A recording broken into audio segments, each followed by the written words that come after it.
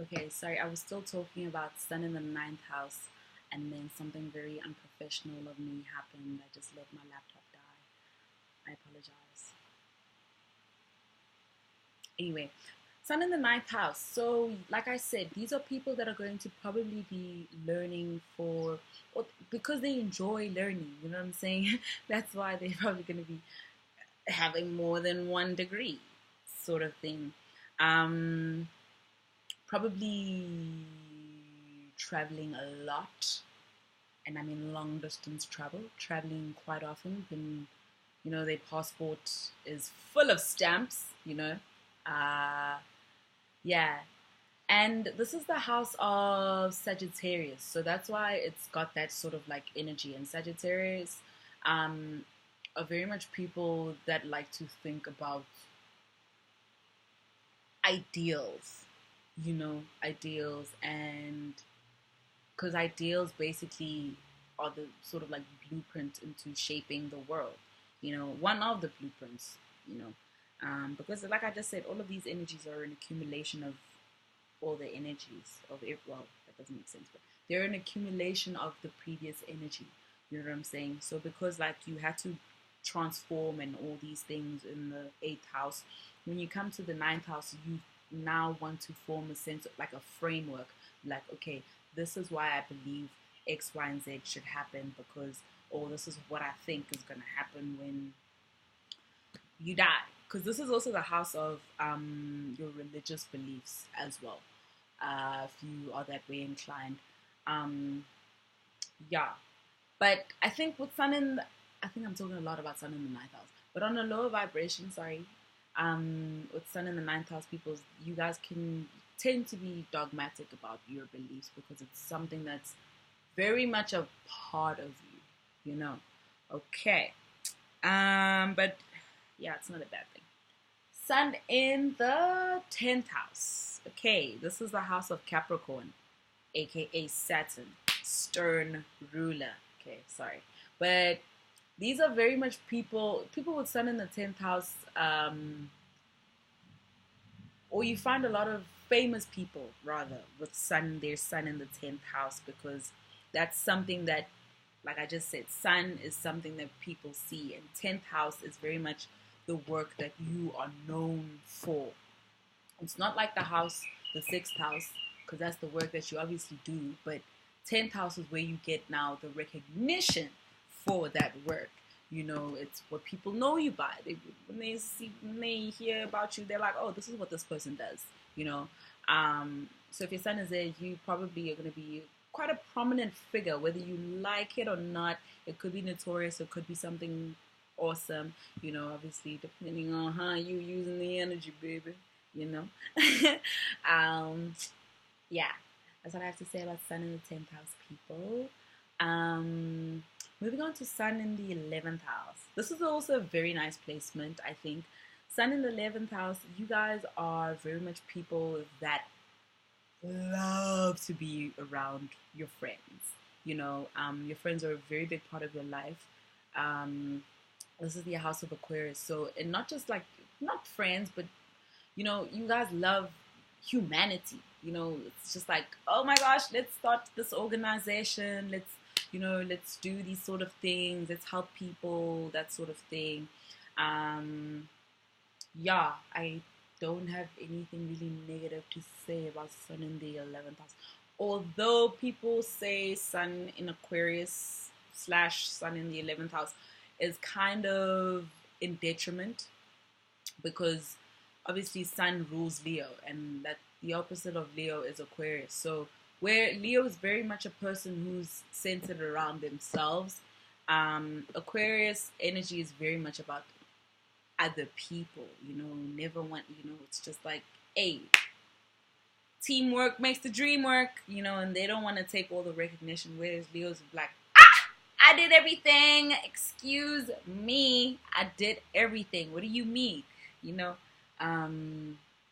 yeah, so that's Sun in the 11th house.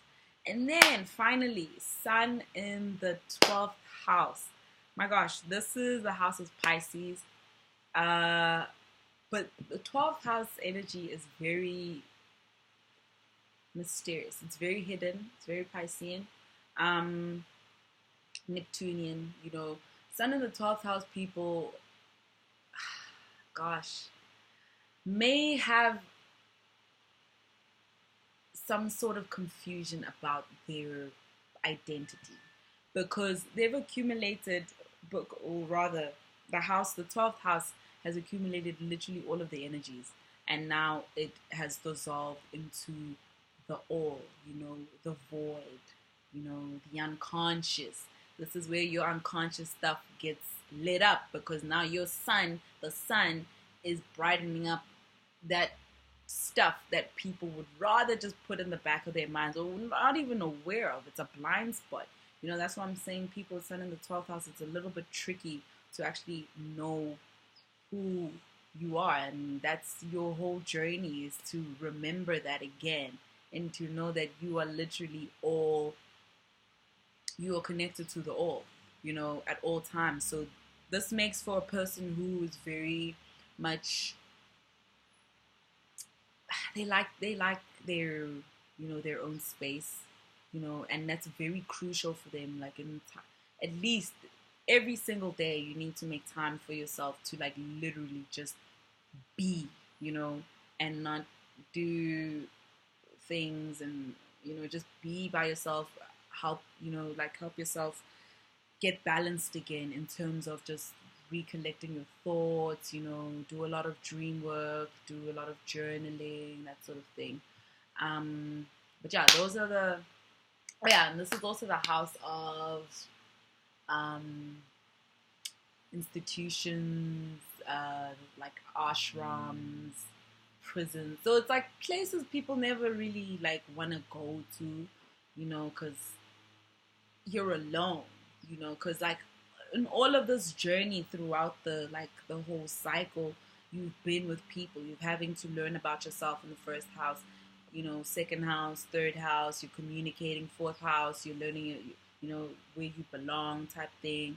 Fifth house, okay, now you accumulated like, a sort of sense of self. So now you be like, okay, this is what I came to do. I sing and I play and whatever. And then sixth house, you're working. Seventh house, you're working with other people. Eighth house, now you're transforming because you're working with other people. You're coming into contact with other people. When you come into contact with other people, that literally affects you. And then we move into the ninth house. Now you form your ideals because now you have a sense of idea of like, oh, this is me, that's the person, but like this is how we relate and this is how it all makes sense together. 10th house is how we all then work together for something that is going to benefit us on the material plane. Capricorn, earth sign, material, then moving into the 11th house, house of Aquarius, very much group oriented. This is humanity.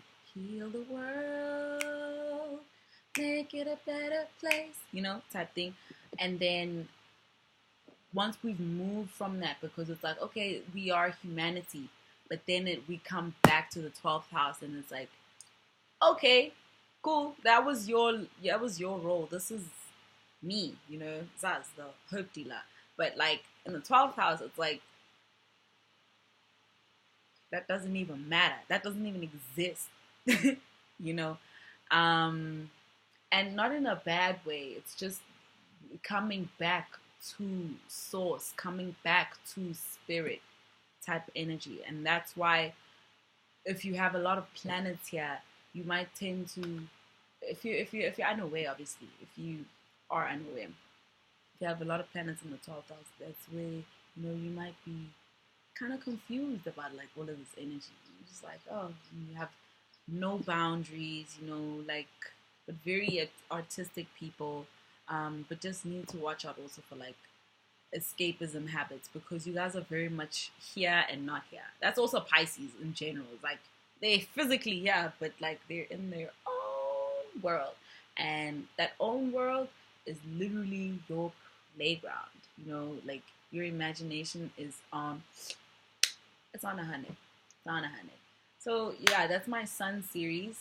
I hope you guys enjoyed that. I hope I gave you guys some sort of insight and that's been helpful. And yeah, I implore you guys to obviously read up more about these sort of topics if you are interested. And yeah, thank you. Love and light to you and yours always. Stay blessed, stay healthy, stay amazing, stay right. Okay, cool. Bye.